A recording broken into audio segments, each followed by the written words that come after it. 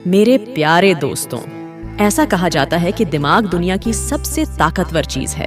अगर आप किसी चीज को पूरे दिल से चाहोगे तो वह आपको जरूर मिलेगी।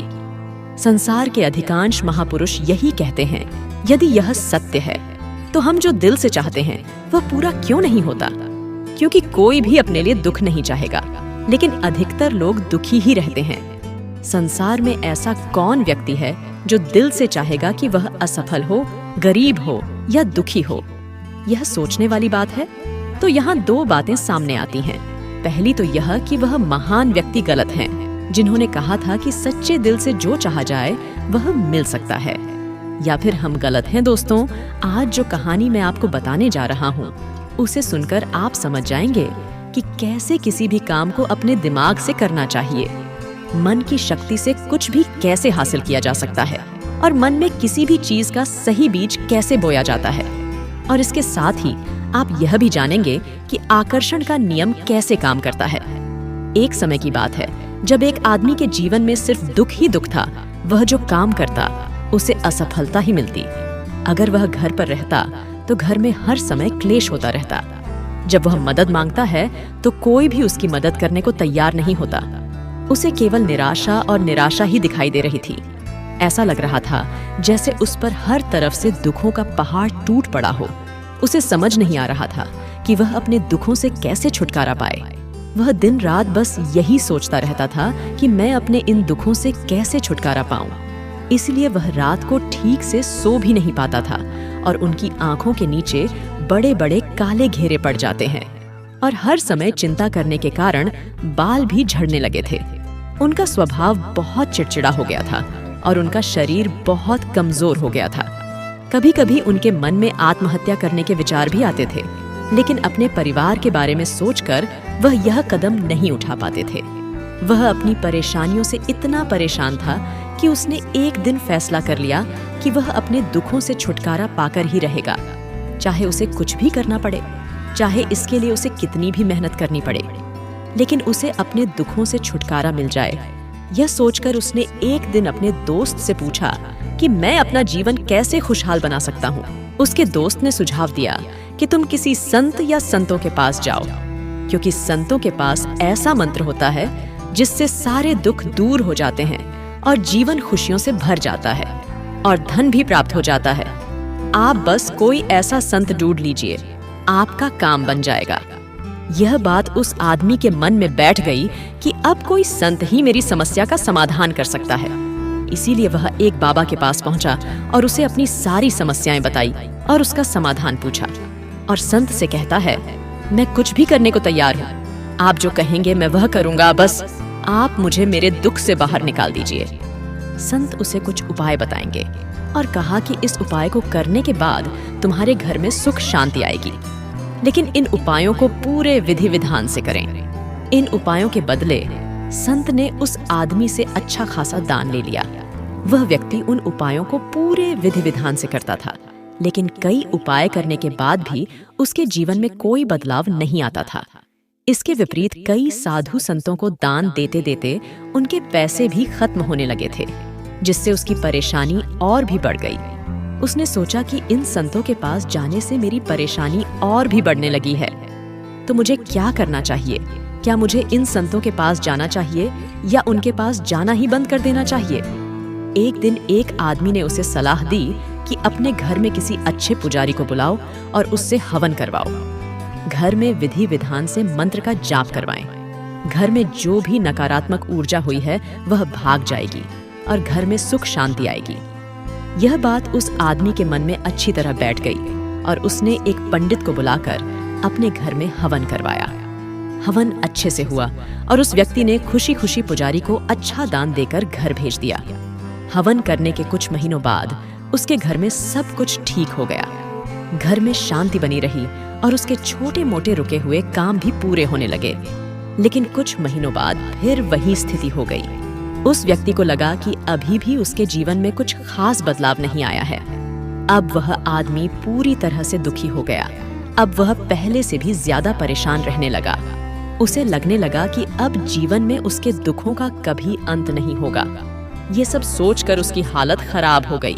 तभी एक दिन उसे अपने मित्र से एक ऐसे संत के बारे में पता चला जो समाधान बताने के बदले में कोई दान नहीं लेता। उस व्यक्ति ने सोचा कि यह संत दूसरों से अलग है क्योंकि यह कोई दान नहीं लेता है, और यदि यह कोई दान नहीं लेता है तो अवश्य ही यह कोई सिद्ध संत होगा। यही सोचकर वह उस संत के पास पहुंच गया। वहां पहुंचने पर वह देखता है कि संत ध्यान कर रहे हैं, इसलिए वह चुपचाप बैठ जाता है और संत के ध्यान से बाहर आने का इंतजार करता रहा। थोड़ी देर में संत की आंख खुल जाती है और वह अपने सामने एक उदास और परेशान व्यक्ति को बैठा पाते हैं। उसकी शारीरिक और मानसिक स्थिति देखकर संत को यह समझते देर नहीं लगी कि यह व्यक्ति अपने जीवन से कितना परेशान है। संत ने उसे संबोधित करते हुए कहा, बेटा, तुम संत के पास क्या समस्या लेकर आए हो? आप किस विषय में चिंतित हैं? व्यक्ति ने कहा, हे संत, मैं अपने जीवन के दुखों से बहुत परेशान हूँ। मैंने अपने दुखों को कम करने के लिए बहुत कोशिश की और वह काम किया जो हर संत ने मुझसे करने को कहा। हर वह तरकीब आजमाई जो किसी ने मुझे बताई थी, लेकिन मेरे जीवन के दुखों में कोई कमी नहीं हुई, बल्कि वे बढ़ गई। संत, मुझे समझ नहीं आ रहा मैं क्या करूं। कभी कभी मुझे आत्महत्या करने का मन करता है, लेकिन अपने परिवार के बारे में सोचकर मैं यह कदम नहीं उठा पाता। मैंने आपके बारे में बहुत कुछ सुना है और बड़ी आशा से आपके पास आया हूँ। कृपया मुझे कोई ऐसा रास्ता बताएं जिससे मैं अपने दुखों से छुटकारा पा सकूं। मैं अपने दुखों से छुटकारा पाने के लिए कुछ भी करने को तैयार हूँ। आप मुझे कोई भी रास्ता बताएं, चाहे कुछ भी हो, यह कितना कठिन है, मैं उसे पूरा करूंगा। संत को एहसास हुआ कि यह आदमी वास्तव में बहुत परेशान है। संत ने उसकी बात सुनी और कहा, बेटा, दुखों को दूर करने के लिए मंत्र ऐसे ही नहीं मिलते, उन्हें पाने के लिए कुछ तो करना ही पड़ेगा।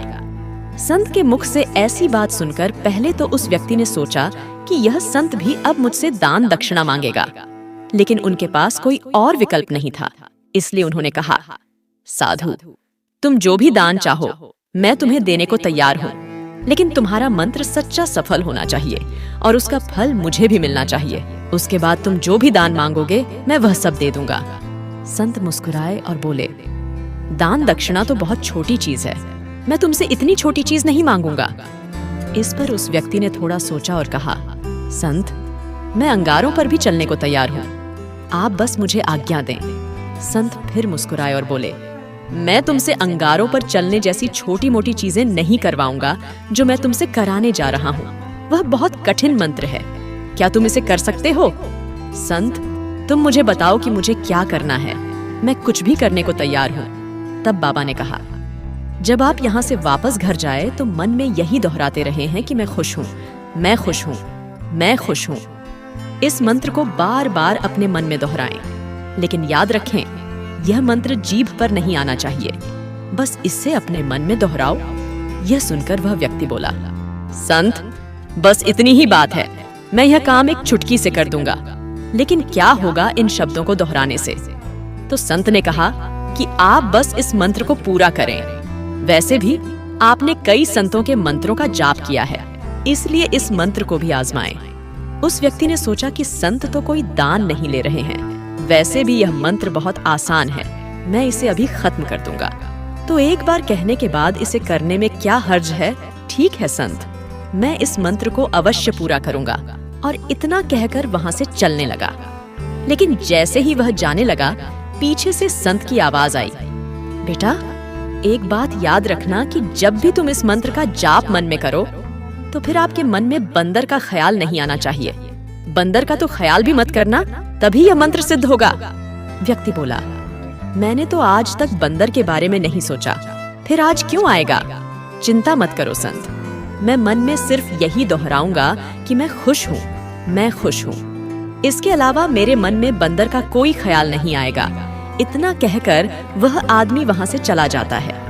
वह मन ही मन मैं खुश हूँ दोहराते हुए बहुत दूर चला गया था। अचानक उसके मन में एक बंदर का विचार आया। बंदर का विचार आया और चला गया। वह व्यक्ति सोचने लगा कि आज तक मेरे मन में बंदर का कोई विचार नहीं आया, फिर आज बंदर का ख्याल क्यों आया?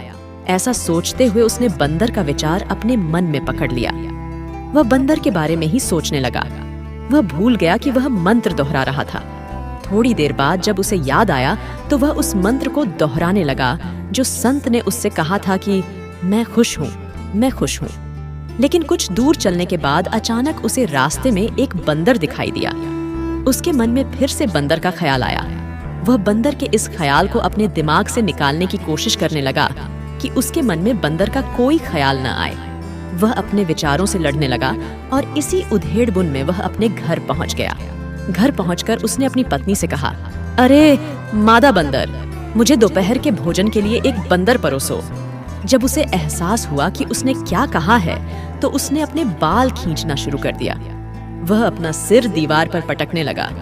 आज तक मुझे बंदर का ख्याल नहीं आया, लेकिन आज मुझे क्या हो गया है? हर जगह बंदर क्यों दिखाई देते हैं? यह कैसी माया है? यही सब सोचते सोचते उसे पूरी रात नींद नहीं आई। पूरी रात करवटें बदलता रहा और सुबह होते ही सीधे संत के पास पहुंच गया और उनके चरणों में गिर पड़ा और बोला, संत, पता नहीं क्या चमत्कार हो रहा है। आज तक मुझे बंदर का ख्याल नहीं आया, लेकिन कल जब से आपने कहा कि मन में बंदर का ख्याल नहीं आना चाहिए, तब से मुझे हर जगह बंदर ही बंदर नजर आते हैं। आदमी ने कहा, संत, मुझे एक बंदर दिखाई दे रहा है। आपके पीछे एक पेड़ पर बैठकर केले खा रहा है। संत जी, मेरे साथ क्या हो रहा है? उस आदमी की बात सुनकर संत हंसने लगे और कहा, बेटे, मन का जाल एक ऐसा जाल है जिसे समझना इतना आसान नहीं है। जब तुम पहली बार मेरे पास आए थे तब भी ये बंदर तुम्हारे रास्ते में थे। ये बंदर इन पेड़ों पर घूम रहे थे, लेकिन तब ये बंदर तुम्हारे ध्यान में नहीं आए, क्योंकि तब तुम्हारा ध्यान अपने दुखों पर था। संत ने उस आदमी को समझाते हुए कहा, बेटा, जिस चीज से हम दूर भागना चाहते हैं वही चीज हमारे मन में बहुत गहराई तक बैठी होती है। वह हमारे दिलों में घर कर जाती है। दरअसल हम उन चीजों से छुटकारा पाना चाहते हैं क्योंकि वह हमारे अंदर गहराई तक समाई हुई है, और जितना अधिक हम इससे छुटकारा पाना चाहते हैं यह उतना ही अधिक हमारे मन में बैठता चला जाता है और अंत में यह हमारे भीतर समा जाता है। सबसे बढ़कर हम सभी खुश रहना चाहते हैं और हमारे होंठ भी कहते हैं कि मैं खुश हूँ, मैं खुश हूँ, लेकिन हमारे भीतर दुख ही दुख है। हमारे विचारों में, हमारे मन में हमें दुख ही दुख दिखाई देता है।